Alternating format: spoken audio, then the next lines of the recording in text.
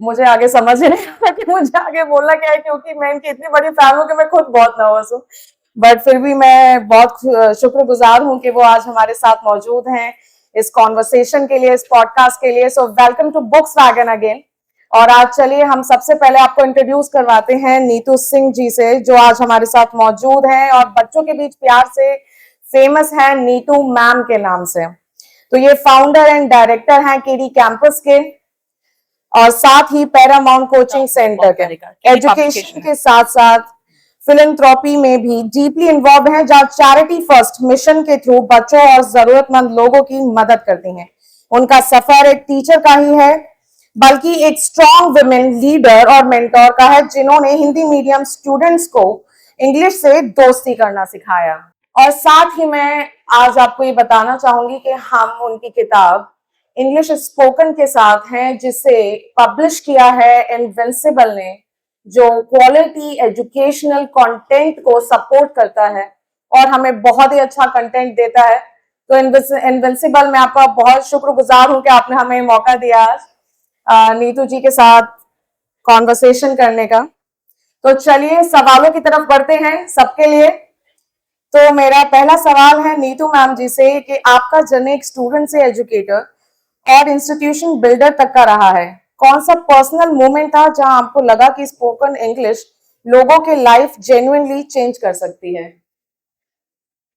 मेरी मुलाकात ज्यादा बच्चों से हुई है जो कि हिंदी मीडियम बेल्ट वाले हैं, क्योंकि गवर्नमेंट जॉब्स में यही लोग आते हैं और ये लोग स्पोकन में खराब होते हैं। अदरवाइज इनके पास नॉलेज बहुत होता है। मैंने इनको देखा है इंटरव्यूज में भी स्टक हो जाते हैं क्योंकि वो इंग्लिश नहीं बोल पा रहे।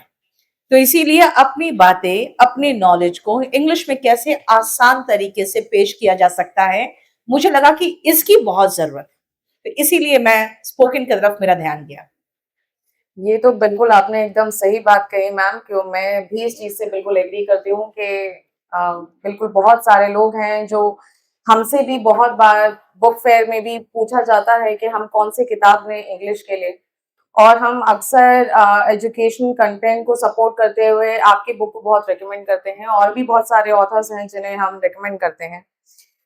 मैं आपसे दूसरा सवाल पूछना चाहूंगी मैम कि अपने लाइफ में आपने काफी अर्ली स्ट्रगल्स देखे हैं, चैलेंजेस भी देखे हैं, लेकिन आपकी जो टीचिंग स्टाइल और स्टूडेंट के साथ का कनेक्शन है उसको इन्फ्लुएंस कैसे करता है?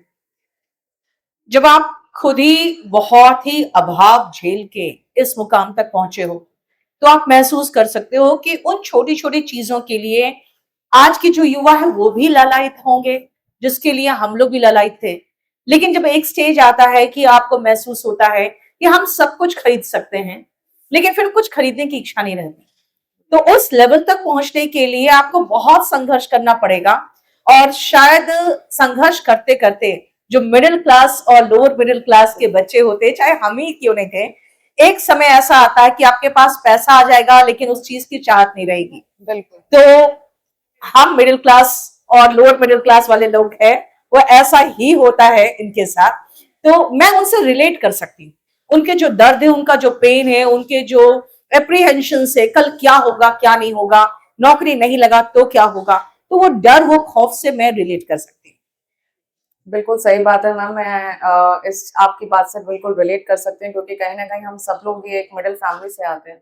लेकिन मैंने हमेशा एक चीज देखी है कि स्टूडेंट्स, और चाहे हम स्टूडेंट्स वो भी नहीं, लेकिन इन जनरल लाइफ में मुझे आपका विजडम बहुत इंसाइटफुल लगता है। तो शायद मैं ये जानना चाहूंगी कि क्योंकि हमने अक्सर देखा है कि लोगों की सक्सेस तो हमें सपोर्ट करती ही है और हमें प्रेरणा देती है, लेकिन उससे कहीं ज्यादा हमें ये प्रेरणा देता है कि आप एक स्ट्रगल किया और आज आप यहाँ हैं।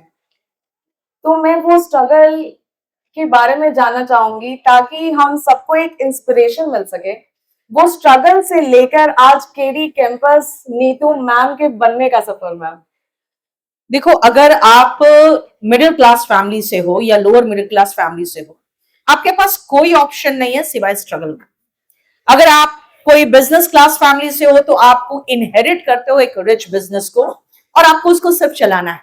तो हम लोग में जो कर्मठता होता है, हार्ड वर्क, डेडिकेशन, स्ट्रेंथ, वो इनबिल्ट आ जाता है। एक तो सबसे पहले क्योंकि आप ऐसे क्लास से बिलोंग करते हो जिनको कुछ मिलता नहीं है अपने पूर्वजों से या अपने फोर फादर्स या फादर्स से। सेकेंडली, अगर आप वुमेन हो तो ये भी रिलेट कर सकते हो कि हम लोगों को एक एडिशनल एफर्ट डालना पड़ता है क्योंकि ये पुरुष प्रधान समाज है। तो यहाँ पे जगह बनाने के लिए आपको एक और एडिशनल एफर्ट डालना पड़ता है। तो कहते हैं ना, करेला ऊपर से नीम चढ़ा। तो हम लोग मिडिल क्लास फैमिली क्या, खासकर लड़की होना, ये एक थोड़ा सा प्रॉब्लम देता है क्योंकि एक तो आपको समाज भी रोकता है, दूसरी बात है कि समाज के डर से घर परिवार भी रोकते हैं। तो आपको अपने आप को लिमिट्स तक पुश करना पड़ता है। कभी कभी इस पुश करने की जो क्रिया है ये हमारे घर वाले बगावत समझ लेते हैं। तो अपने बेटियों पर भरोसा करिए, मैं हमेशा यही कहती हूँ। उनको पंख दीजिए और उनको उड़ना सिखाइए क्योंकि एजुकेशन ही ऐसा है उनके पास शस्त्र जिसके से वो अपनी आगे की लाइफ खुद बना लेंगी, फिर आपको टेंशन लेने की जरूरत नहीं। तो मुझे लगता है कि आज ये इंटरव्यू देख के मेरे पापा बहुत खुश होंगे क्योंकि वो बिल्कुल नीतू जी की तरह ही सोचते हैं। तो पापा, शायद दिस इज फॉर यू। तो अब चलते हैं हम अपने अगले सवाल की तरफ। मार्केट में ऑलरेडी काफी इंग्लिश स्पीकिंग बुक्स हैं, फिर इंग्लिश स्पोकन को लिखने का आइडिया कैसे, और ये बुक बाकी बुक से डिफरेंट कैसे है? ये बुक इनफैक्ट मेरा एक बैच चलता था, उसी समय मुझे इनविंसिबल के सीईओ से मुलाकात हुई। तो उन्होंने कहा हमें एक बुक चाहिए। ऑलरेडी हमारे पास इंग्लिश के स्पोकन की बुक थी। तो मैंने कहा कि मैं कुछ नया लिखूंगी आपके लिए। तो ये करीबन 10 महीने हो गए इस बुक पर काम होते हुए। ये पूरी जो मेरी एक सीरीज चली है स्पोकन की, वो पूरा कंप्लीट कंटेंट्स इसमें है। और जब बच्चों का क्वेश्चंस आता है स्क्रीन पर तो मैं समझ जाती हूँ कि बच्चा कहाँ फंस रहा है, या फिर वो कोई भी पढ़ रहा है, चाहे महिला पढ़ रही हो, पुरुष पढ़ रहा, कोई भी पढ़ रहा, कहाँ फंस रहा है। तो अगला चैप्टर उससे रिलेटेड बना देती हूँ। तो बहुत ही स्टेप वाइज ये बुक है और सिर्फ 200 पेजेस में जितना जरूरी थ्योरी होता है और वोकैबुलरी होता है स्पोकन के लिए, वो सब इसमें है। मैम, ऐसे मेरे बहुत से दोस्त हैं जो अक्सर, मतलब जो आज भी कॉर्पोरेट वर्ल्ड में काम करते हैं और बहुत बड़ी पोजीशन पर हैं। आप ये लगा लीजिए कि वो मैनेजर्स एंड असिस्टेंट मैनेजर्स हैं बहुत बड़ी कंपनीज में, लेकिन फिर भी वो मुझसे पूछते हैं कि आप मुझे सलाह दीजिए कि मैं अपनी अंग्रेजी कैसे सही करूं। तो क्या ये किताब मैं उन्हें भी रेकमेंड कर सकती हूँ?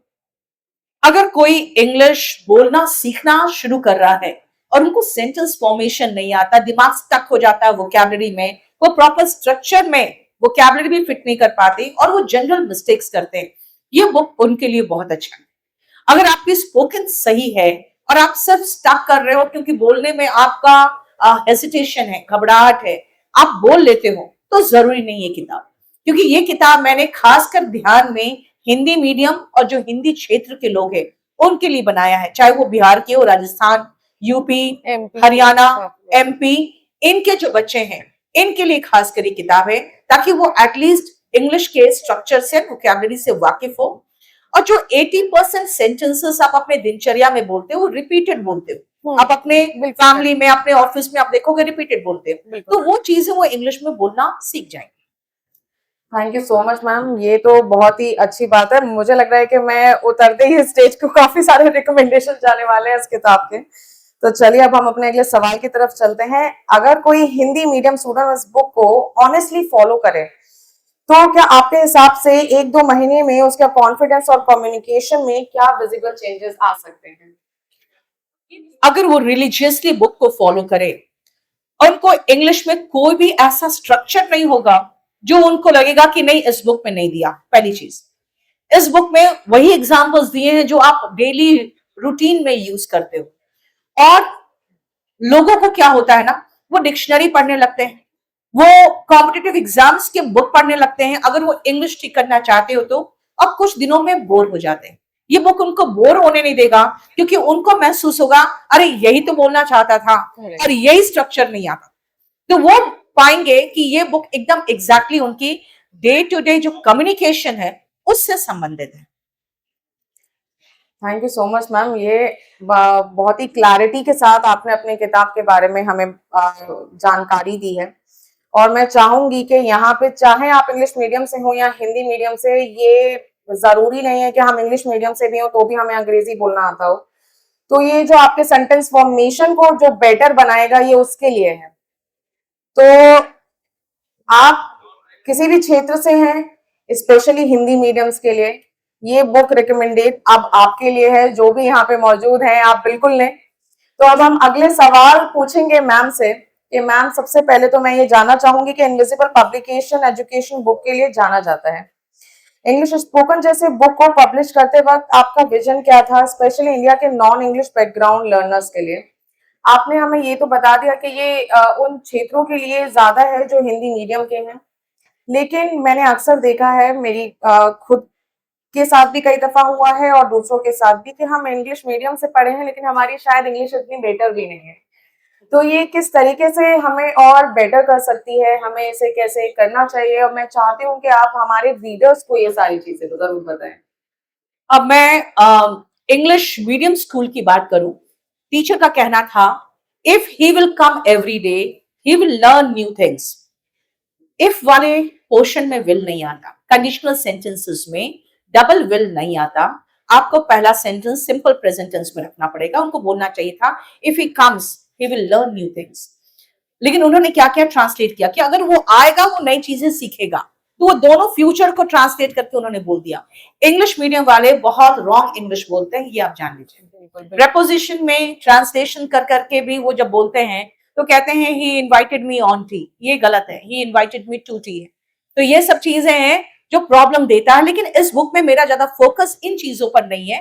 फोकस ये है कि आप किस तरह से सिंपल वे में करेक्ट इंग्लिश बोलो, ये इस चीज पर फोकस है। सेकेंडली, बहुत सारे स्पोकन के टीचर्स है जो कॉम्पिटिटिव एग्जाम्स नहीं पढ़ा रहे हैं, वो ये सब छोटे छोटे मिस्टेक्स कर देते हैं क्योंकि उनको पता नहीं होता है कि इन पोर्शन से तो ऑब्जेक्टिव एग्जाम्स में क्वेश्चंस आते हैं। तो उनके बुक में ये सारे मिस्टेक्स रह जाते हैं जो इस बुक में आपको नहीं मिलेगा, क्योंकि मैंने पूरा ध्यान रखा है कि अगर मैं पढ़ाऊं तो सही इंग्लिश पढ़ाऊं। That's amazing. That's really amazing to know, ma'am. मुझे बहुत डर लग रहा है अंग्रेजी बोलने में आपके सामने, मुझे तो पता है मैं तो गलत बोल सकती हूँ लेकिन फिर भी आप चाहे हिंदी मीडियम से हो या इंग्लिश मीडियम से, आप स्टूडेंट हो या वर्किंग हो, ये किताब फिर भी आपके लिए बनी है। क्योंकि गलतियां तो, अंग्रेजी एक भाषा है और भाषा में अक्सर हम गलतियां करते ही रहते हैं और उससे हमें सीखने की जरूरत है अच्छे से। मेरी जो नई किताब आई है स्पोकन इंग्लिश की, ये अवेलेबल है बुक्स वैगन के वेबसाइट पर, आप जाके वहां से ऑर्डर कर सकते हैं।